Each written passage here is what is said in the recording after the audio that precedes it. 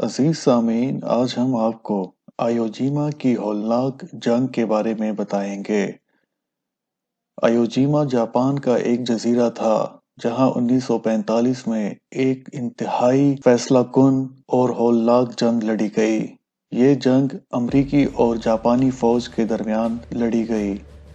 مگر اس کے بارے میں مزید جاننے سے پہلے ہمارے اس چینل کو ضرور سبسکرائب کریں تاکہ آپ کو اس طرح کی دلچسپ اور معلوماتی ویڈیوز باقاعدگی سے ملتی رہے اور آپ کے علم میں اضافہ ہو۔ تو آئیے ہم آپ کو بتاتے ہیں کہ آیوجیما پر امریکی اور جاپانی فوج میں کیسے ایک انتہائی ہولناک جنگ لڑی گئی۔ آیوجیما جاپان کا ایک جزیرہ تھا۔ آیوجیما کی سیاہ اور سنگلاخ سرزمین پر بھی امریکہ اور جاپان کی ایک فیصلہ کن جنگ ہوئی۔ یہ 1945 کا واقعہ ہے جب ایشیا کی سرزمین پر دوسری جنگ عظیم اپنے آخری مرحلے میں تھی اور جاپان اس طرح سے امریکہ سے لپٹا ہوا تھا کہ اس کی جنگی مشینری نے امریکہ کے ناک میں دم کر دیا تھا۔ امریکہ در حقیقت ایشیا کی ایک ایسی قوم سے الجھ گیا تھا جس کے نزدیک موت گویا ایک کھیل تھی۔ وہ کثیر تعداد میں اپنے آدمی ضائع کر کے اگر تھوڑی تعداد میں بھی امریکیوں کو ہلاک کر دیتے تو اسے اپنی فتح ہی سمجھتے۔ امریکی سپاہی اور افسر اپنے دولت مند ملک کی بخشی ہوئی پرتعیش زندگی کی وجہ سے مرنے سے گھبراتے تھے، مگر جب سر پر آ پڑتی تھی تو انہیں بھی جان کی بازی لگا کر لڑنا پڑتا تھا۔ غرض آیوجیما میں 4,500 سے زیادہ امریکی مارے گئے اور 15,500 سے زیادہ زخمی ہوئے۔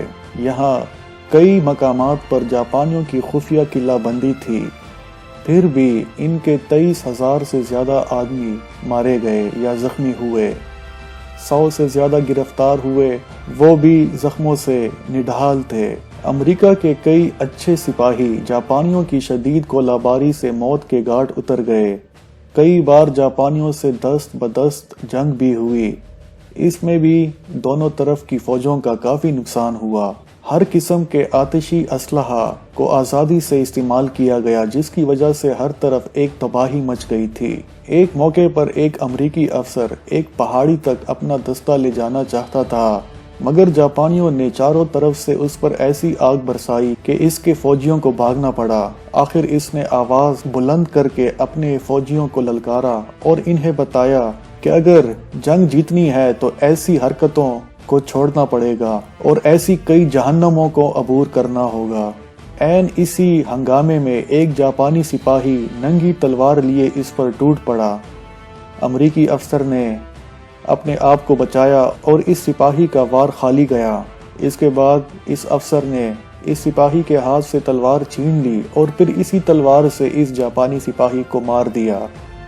ایسی لڑائیوں میں انفرادی شجاعت کے بھی کئی کارنامے ظہور پذیر ہوئے، مگر ان میں سے بہت کم ایسے تھے کہ انہیں تاریخ میں جگہ ملی، کیونکہ ان کے کارنامے ان کی لاش کے ساتھ ہی میدان جنگ میں دفن ہو جاتے ہیں۔ جاپانی بھی ایسی ہی بے جگری سے لڑے کہ کئی مقامات پر انہوں نے امریکیوں کی پیش قدمی کو روک دیا، تاہم امریکی سپاہی میڈیم سائزڈ آرٹلری سے برابر گولہ باری کرتی رہی، جس سے درجنوں جاپانی فوجی مارے گئے۔ غرض دونوں طرف کی فوجوں میں جنگ کا جنون اس درجے بڑھا ہوا تھا کہ اگر امن کے زمانے میں وہ اپنے اپنے گھروں میں ہوتے تو اپنے اس جنگی جنون اور دیوانگی پر افسوس کرتے، مگر میدان جنگ میں مار دھاڑ ان کے لیے گویا ایک کھیل بن گیا تھا۔ دشمن کی یا تو جان لو یا اس کے ہاتھ سے مارے جاؤ۔ کوئی سپاہی جان بچانے کو بھاگتا تو اس کوشش میں دشمن کی گولی کا نشانہ بن جاتا اور گولی مارنے والا ایک شیطانی قہقہہ بلند کرتا، گویا اس نے کوئی دل پسند شکار کیا ہو۔ یہ لڑائی کی دیوانگی نہ تھی تو اور کیا تھا۔ مرنے اور مارنے کے اس کھیل میں بہت سے فوجی اپنی حفاظت سے غافل ہو کر گولیاں چلاتے رہے جیسے یہ کوئی تفریحی مشغلہ ہو۔ اس تفریح میں کئی بار ایسا بھی ہوتا کہ اپنے دستی بم کو وہ مذاق ہی مذاق میں گیند کی طرح اچھالتے اور اس کے پھٹنے سے خود ہی ہلاک ہو جاتے، یا مشین گنوں کو دیوانہ وار گھمانے لگتے اور خود اس کا لقمہ بن جاتے۔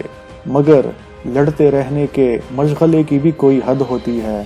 اب سپاہیوں پر شدید تھکاوٹ غالب آ گئی تھی، اعصاب جواب دے رہے تھے اور ان پر بے پناہ بوجھ پڑ گیا تھا۔ اس سے ان کے اعصاب ٹوٹنے لگ گئے تھے۔ چند روز بعد تھکاوٹ کی پیدا کردہ کئی بیماریاں امریکی سپاہیوں کو لاحق ہو گئیں، اور کسی کو الٹیاں آنی شروع ہو گئی اور کسی کو دستوں نے آ لیا، جس کی وجہ سے وہ نہایت کمزور ہو گئے۔ وہ چلتے تو ان کے پاؤں نہ اٹھتے، اور وہ پاؤں رکھتے تو ان کا پاؤں کہیں اور پڑ جاتا، اور اسی حالت میں وہ جاپانی فوج کی گولیاں بھی کھاتے۔ صحت کی گولیاں نہیں، بلکہ مشین گنوں کی گرم گرم جان لیوا گولیاں۔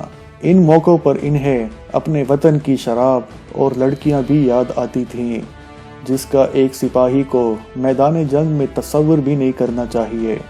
غرض 16 مارچ سے 25 روز بعد اس مقام پر لینڈنگ کے دوران امریکی بمشکل کٹانو نامی ایک مقام تک پہنچ سکے۔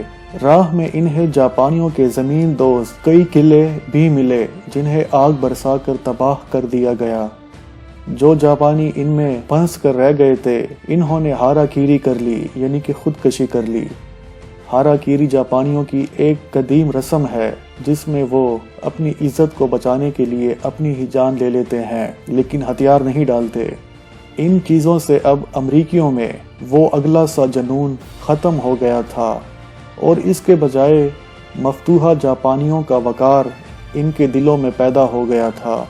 آیوجیما کے علاقے میں جاپانیوں کے تقریباً 250 زمین دوز قلعے بھی تھے، وہ سب کے سب تباہ ہو گئے، اور ان کے ساتھ ہی بہت سی جاپانی فوج بھی ختم ہو گئی۔ امید ہے یہ ویڈیو آپ کو اچھی لگی ہوگی۔ اگر آپ کو یہ ویڈیو اچھی لگی ہے تو ہمارے اس چینل کو ضرور سبسکرائب کریں، ویڈیو کو لائک کریں، کمنٹ کریں اور دوستوں کے ساتھ شیئر کرنا نہ بھولیے۔